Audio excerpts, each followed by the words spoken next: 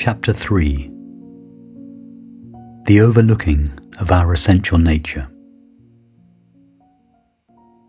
Cease being exclusively fascinated by whatever you are aware of, and be interested instead in the experience of being aware itself. Be aware of being aware. Although the experience of being aware is not something that we can be aware of objectively, the non-objective experience of being aware is undoubtedly known or experienced. If someone were to ask us to list the contents of the room in which we are currently sitting, few, if any of us, would mention the space amongst our list of objects, because the space cannot be seen in the same way that a table, chair, book, or laptop is seen. And yet, at the same time, we cannot legitimately claim that the space is not being experienced. Like empty space, relatively speaking, being aware, or awareness itself, has no objective qualities or features. It is on account of its non-objectivity that the experience of being aware, or awareness itself, is usually ignored or overlooked. Indeed, most people go through their entire lives without ever questioning who or what it is that knows or is aware of their experience, or how experience comes to be at all. In my meetings in Europe and America, I have asked thousands of people if they were ever asked by their parents, teachers, or professors who or what it is that knows or is aware of their experience, and not a single person has yet answered in the affirmative. It is hard to imagine a landscape painter spending her entire life painting in nature without ever noticing the light that, relatively speaking, illuminates or renders visible the landscape. And yet most people fail ever to notice or consider the awareness or consciousness that reveals or renders knowable all knowledge and experience.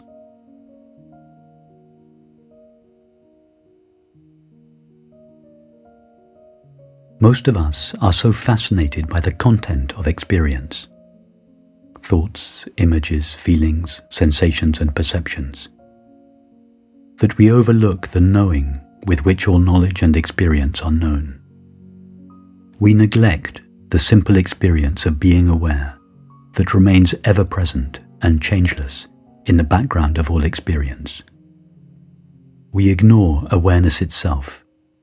We overlook the simple knowing of our own self-aware being.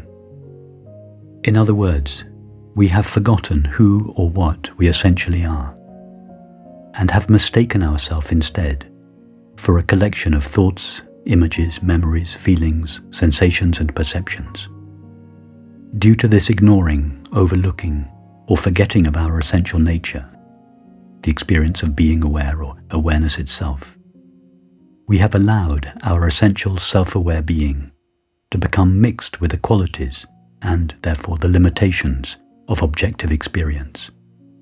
Just as a screen becomes mixed with the qualities of the objects in a movie and seems, as a result, to become a landscape or a forest, so eternal infinite awareness becomes mixed with and lost in objective experience and seems, as a result, to become a temporary, limited awareness, the finite mind, separate self, or ego. That is, we forget who we really are. In other words, the mind believes that awareness shares the limits and therefore the destiny of the body. This apparent mixture of awareness with the properties and limitations of the body results in the separate self or ego that most people believe and feel themselves to be. As such, the separate self or ego is an inevitable corollary to the forgetting, overlooking, or ignoring of the true and only self of eternal infinite awareness, or, in religious language, the forgetting of God's infinite being. In spite of this, our true nature of eternal infinite awareness is never completely forgotten or eclipsed by objective experience. However agitated or numbed objective experience may have rendered our mind, the memory of our eternity shines within it as the desire for happiness, or, in religious language, the longing for God.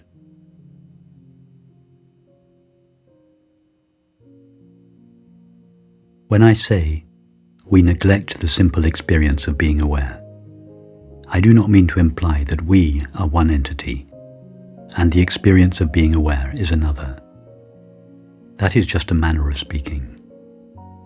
The I that is aware, to which we refer when we say, I am aware, is the same I that knows that I am aware. The I that is known is the I that knows. The sun that illuminates is the sun that is illuminated. Only awareness is aware of awareness. Only being aware is being aware of being aware. Therefore, the we that overlooks the experience of being aware, or the presence of awareness, is awareness apparently overlooking or forgetting itself. It is the self-aware screen of awareness upon which the drama of experience is playing and out of which it is made, that becomes so intimately involved with the objective content of its experience that it seems to lose itself in it and, as a result, overlooks or forgets its own presence, just as a dreamer's mind loses itself in its own dream at night. However, knowing, being aware, or awareness itself is never truly obscured by experience, just as the screen is never veiled by a movie. Just as the screen remains visible throughout a movie, so knowing, being aware, or awareness itself knows itself throughout all experience. Whether we see a landscape or a screen depends on the way we see, not what we see. First we see a landscape, then we recognize the screen, then we see the screen as a landscape. First we see only a multiplicity and diversity of objects, then we recognize the presence of awareness, then we see awareness as the totality of objective experience. This is what the Sufis mean when they say, there is only God's face. And this is what Ramana Maharshi referred to when he said, the world is unreal, only Brahman is real. Brahman is the world. From this perspective, experience no longer veils awareness, but shines with it. The known shines with knowing. However, as a concession to the apparent overlooking of our true nature, and the loss of peace and fulfillment that attends it, we could say that awareness loses itself in objective experience, and as such, veils itself with its own activity, just as a screen could be said to be obscured by the drama in a movie. It is for this reason that the Sufi mystic Balayani said, he veils himself with himself.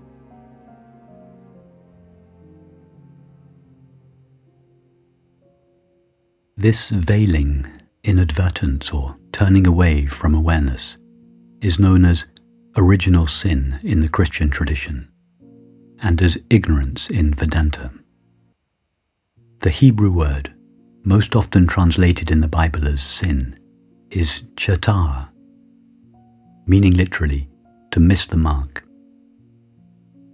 Original sin is, in this context, the missing, overlooking, or ignoring of the essential element of experience, awareness or consciousness itself, or God's infinite being.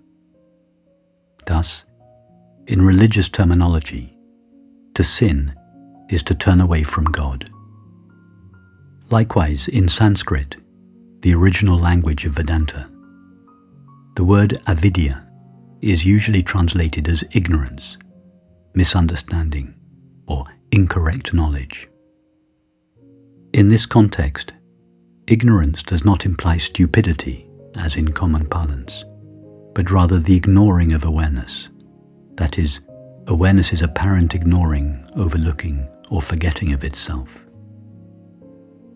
With this veiling, ignoring, or forgetting of awareness, and its subsequent contraction into a finite mind, apparently separate self or ego, the peace and fulfillment that are inherent in it are also eclipsed, although they echo within it as a memory for which it longs. This longing for peace and happiness is the defining characteristic of the apparently separate self or ego.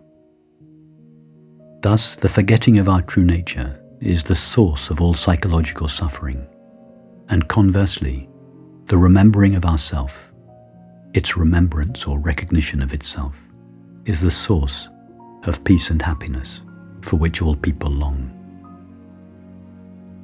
Once the apparently separate self or ego has exhausted the possibilities for securing peace and happiness in objective experience, it may be open to the possibility of accessing them within itself. This intuition is the beginning of the separate self's return to its inherently peaceful and unconditionally fulfilled essence of pure awareness, and is thus the resolution of its search. All that the apparently separate self needs to do to recognize its own essential nature and thus access its inherent peace and happiness is to recognize that its essence of pure awareness is not conditioned or limited by objective experience. In other words, its essence must be clearly seen. That is, awareness must see itself clearly. And to see itself clearly, it must look at itself. However, just as the beam of light from a flashlight can be directed towards an object, but cannot be directed towards the bulb from which it emanates, so awareness, in the form of attention or mind, can direct the light of its knowing towards objective experience, but cannot direct itself towards itself.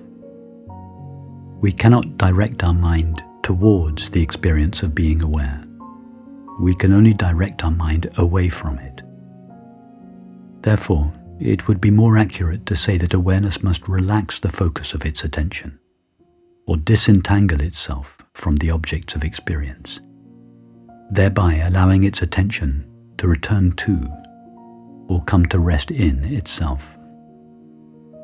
Thus, the highest form of meditation is not an activity that is undertaken by the mind.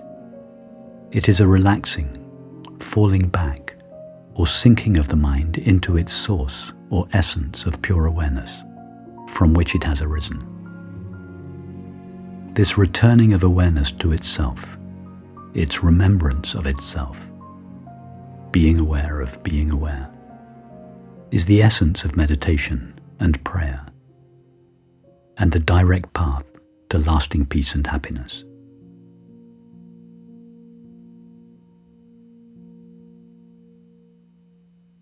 The apparently separate self or ego is like a rubber ball that is being squeezed.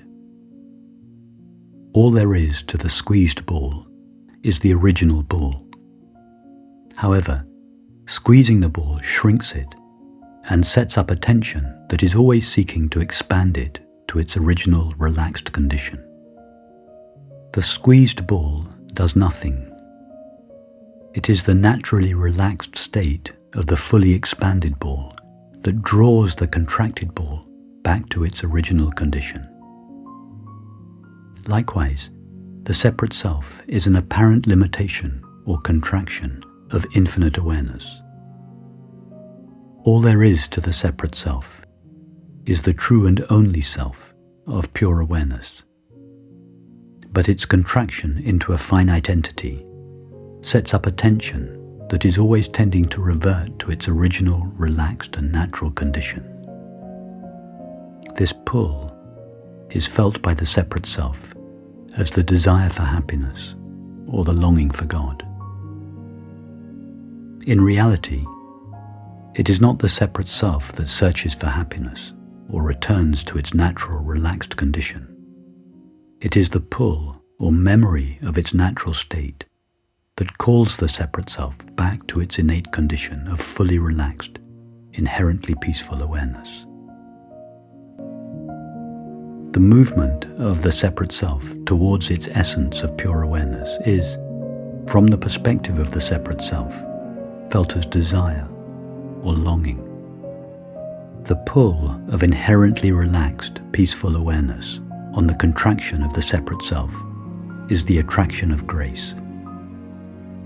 Our love for God is God's love for us.